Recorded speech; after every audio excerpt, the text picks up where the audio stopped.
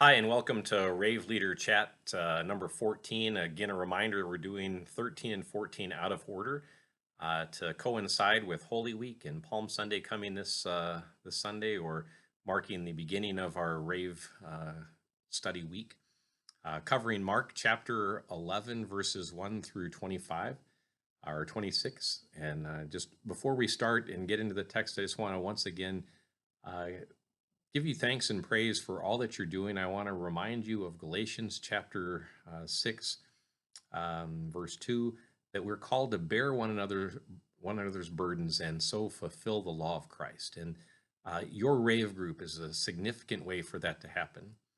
As this continues to go on and we continue to walk further into this wilderness chapter that we are in, some of the newness of a Zoom meeting, some of the um, frustrations are going to continue the newness will wear off, the frustrations will rise, but what will not change is the value of connecting and being able to touch base with our people. That's the tangible love of Christ. And really, in the Gospel of John, it says that we will be known by the way that we love one another. And this is a significant way. And so I thank you for taking the time and the effort to invest in your people, to reach out to them, to touch base with them, to make sure that they're doing well. I want to continue to encourage the group to not only meet at its regular time, but to sort of circle back after the worship experience on Sunday. And whether that's just a time to touch base and see how people are doing, whether that's a time that we gather together in some collective prayer, whether it's time to reflect on the sermon and the message and just sort of kick some questions around that might get us started thinking about the text for that week. I just think it's very valuable for us to have meaningful connection with one another at least twice a week. So let's turn to this passage. In some ways, this is very familiar, and yet there's some real gems here that I want to highlight for us. And so let's begin. It starts with chapter 11, verses 1 through 6, and I want to sort of bifurcate 1 through 6 from 7 through 11. 1 through 6 is that Jesus preparation time, where Jesus says, hey, I want you disciples to go and do this. We're going to see this again with the upper room, but here it's to get the donkey. There's sort of a divine provision, or what technically is called a royal levy, that the king can say, I want to use these things. And so there's a displayed authority in there that we're prone to miss as that begins. And then 7 through 11 is really sort of technically the part that we sort of call the Palm Sunday aspect. There's lots of things that are going on there. And question 2 in your study guide sort of says, what's significant about this? It sort of tips us off that something big is taking place. And there's several levels of Old Testament allusions, if you will, sort of Old Testament import that is there for us to discover. Would have been pretty hard to see all of it at once as it happened. But whether that's the prophecy in Zechariah 9:9, or whether that's 2 Kings 9:13 with the inauguration of King Jehu and his entry into Jerusalem, whether that's the shout of Hosanna and blessed is he who comes in the name of the Lord from Psalm 118, verse 25, or whether that's the palm fronds that are waved that is reminiscent of the intertestamental period in the book of First Maccabees, chapter 13, verse 51, as they welcome the brothers back with the waving of palm fronds. There's just a lot of import there, and it might be an interesting thing for your group to kick some of that around and to dive into how all these things are sort of being fulfilled in that. We want to make sure that we notice that account ends by reaching the temple and then nothing happens, because that's going to inform a couple other things that are going to take place. The next section in the study guide sort of jumps over this one and then comes back to discuss it because of the sandwich nature of the figs, but doing it in order, in verses 12 through 14, we get the first episode with the fig tree. Two things I want to highlight there. One is that in the Old Testament, the fig tree frequently was a symbol of divine judgment.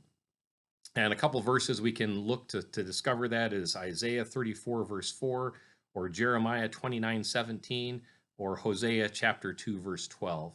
And so if you were a really good student of the Old Testament at that time, when Jesus curses the fig tree, you would see this happening on a couple levels. It's not just a fig tree. It's a fig tree that represents something more significant. And then the question that we normally have with this is, well, wait a second, what about, why is Jesus cursing this fig tree when the text technically says in verse 13, for it was not the season for figs? Well, we really know the answer for this, right? Long before there's a fig, there's a bud, and we're at the beginning of spring where there's flowers that are starting to appear. But if you were a cherry farmer or an apple farmer, you're going to know in the next month or two uh, what kind of promise your trees are going to have, because there'll be signs, this little bud starting to form that will eventually be the fruit. And that's true for fig trees as well. So even though it's not the time for fully ripe figs, it was the time of year where there should have been some buds on these little sort of green bulbs on the tree that show that eventually they're going to become figs. And that's part of the reason that Jesus curses the fig tree, is that it has all this potential for fruit, and yet is fruitless. And that really sets the stage for the cleansing of the temple, that next section that comes, verses 15 through 19. Question 3 does a great job of kind of saying, why does Jesus have righteous anger about this? And I think the answers are many. One of the things that takes place during these high holy days when people would flood into Jerusalem, all of a sudden, all these extra booths were set up in the court of the Gentiles. And if we understand the way that the temple was created, there was a court of the Gentiles, a court of the women, a court of sort of the faithful men, and then the Holy of Holies. And so that court of the Gentiles became incredibly crowded with lots of people, lots of the faithful flooding back, but also lots of place for commerce to be set up. And so it really crowded out a lot of the Gentiles seeking to be holy. Secondly, it was a significant time of big business. And the other sort of two problems with this is, one is that there was profiteering. This was set up that people who were in the temple industry, if you will, or their relatives would make a lot of money. And so profiteering and price gouging really rose there, particularly for the Tinian shekel or Tyrian shekel. That was the closest thing to the Hebrew shekel. It was pure metal, pure alloy, or pure metal, not a combination with anything else, and it didn't have an image on it, so it could be used there. And so you had to take the currency of the day and then get it converted. And of course, that conversion rate spiked during high holy days.